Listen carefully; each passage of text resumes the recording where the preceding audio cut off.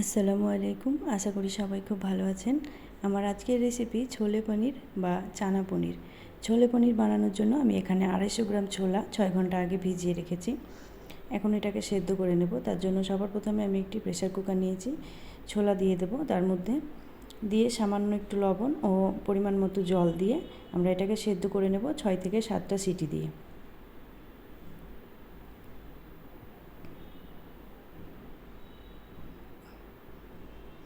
দেখতেই পাচ্ছেন ছোলা খুব সুন্দর সেদ্ধ হয়ে গেছে। এখন একটি মশলা তৈরি করব। তার জন্য নিয়েছি একটি মিক্সিং জার। মিক্সিং জারে দিয়ে দেবো 3টে মিডিয়াম সাইজের টমেটো এবং 2টো কাঁচা লঙ্কা। দিয়ে দেবো 8 থেকে 10টা কাজু বাদাম। কাজু বাদাম, টমেটো, কাঁচা লঙ্কা খুব ভালো করে একটা মিহি পেস্ট আমরা তৈরি করে নেব। মশলা আমাদের রেডি হয়ে গেছে, এটাকে এক সাইডে রেখে দেবো। এখন চুলায় একটি কড়াই বসিয়ে দেব। দিয়ে দেব পরিমাণ মতো তেল এবং সবার প্রথমে আমরা পনিরটাকে ভেজে তুলে নেব। এখানে আমি 200 গ্রাম পনির নিয়েছি। পনিরটাকে ছোট ছোট টুকরো করে কেটে নিয়েছি। পনিরটাকে এপিট ওপিট উল্টে হালকা একটু ভেজে নিলেই হবে।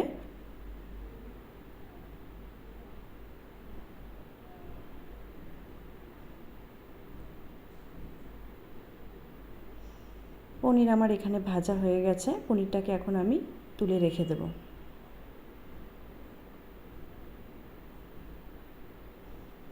এখন ওই একই তেলের মধ্যে ফোড়নে দেব হাফ টিস্পুন গোটা জিরে, দিয়ে দেব 4টে এলাচ, 4টে লবঙ্গ, 3 থেকে 4 টুকরো দারচিনি, দিয়ে দেব গোটা শুকনো লঙ্কা এবং তেজপাতা, দিয়ে দেব 1 চামচ রসুন কুচি ও 1 চামচ আদা কুচি। এখন এই ফোড়নের মশলাটা 10 থেকে 15 সেকেন্ড একটু হালকা নাড়াচাড়া করে আমরা এটাকে ভেজে নেব। ফোড়নের মশলাটা ভাজা হয়ে গেলে এখানে আমি 3টে মিডিয়াম সাইজের পেঁয়াজকে খুব ভালো করে কুচিয়ে রেখেছি, সেটাকে দিয়ে দেব। পেঁয়াজটা আপনারা এখানে চাইলে বাটাও ব্যবহার করতে পারেন, তবে আমি এখানে কুচিই ব্যবহার করেছি। খুব মিহি করে কুচিয়ে নিয়েছি। এখন এই পেঁয়াজটাকে হালকা বাদামি করে ভেজে নিতে হবে। 4 থেকে 5 মিনিট সময় লাগবে এখানে।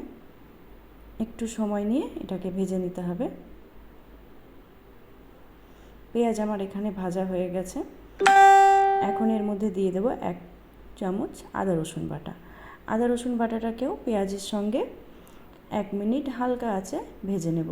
এতে করে আদা রসুনের যে একটা কাঁচা গন্ধ থাকে সেটা আর থাকবে না।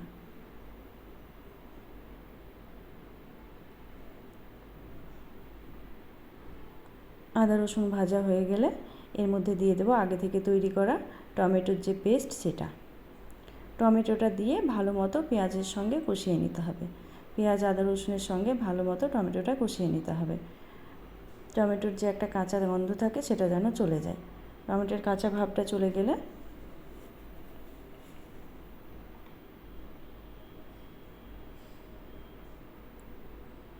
টমেটো আমার খুব ভালো মতো কষানো হয়ে গেছে। এখন দিয়ে দেব গুঁড়ো মশলা। দেব হলুদ গুঁড়ো, লঙ্কার গুঁড়ো, ধনিয়ার গুঁড়ো এবং জিরের গুঁড়ো। দিয়ে দেব স্বাদ মতো লবণ।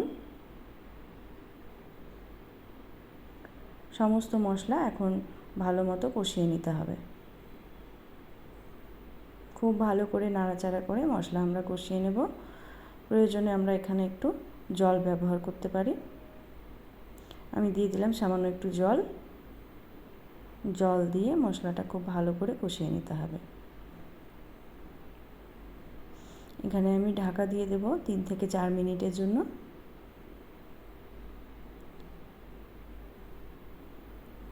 3 মিনিট হয়ে গেছে। মশলা আমার খুব ভালো মতো কষানো হয়ে গেছে। দেখতেই পাচ্ছেন তেলটা কত সুন্দর ভেসে উঠেছে। মশলা থেকে তেল আলাদা হয়ে গেছে। আরও একটু নাড়াচাড়া করে নেব ভালো করে। এখন এর মধ্যে দিয়ে দেব আগে থেকে সেদ্ধ করা ছোলা। ছোলা দিয়ে মশলার সঙ্গে খুব ভালো মতো মিক্স করে নেব।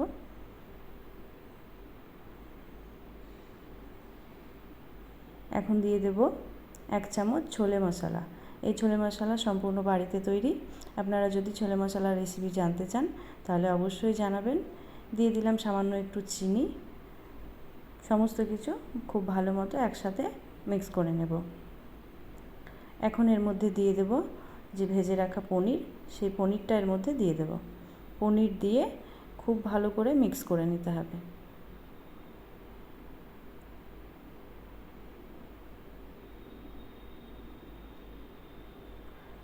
সমস্ত কিছু খুব ভালো করে মিক্স করে নেব। মিক্স করে এখন এটাকে ঢাকা দিয়ে দেব 6 থেকে 7 মিনিটের জন্য। ফিরে এলাম 7 মিনিটের পর। দেখতে পাচ্ছেন এখানে কত সুন্দর গ্রেভিটা ফুটে উঠেছে।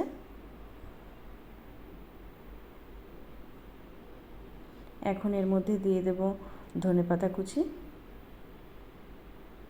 এবং দিয়ে দেব হাফ টিস্পুন গরম মশলার গুঁড়ো।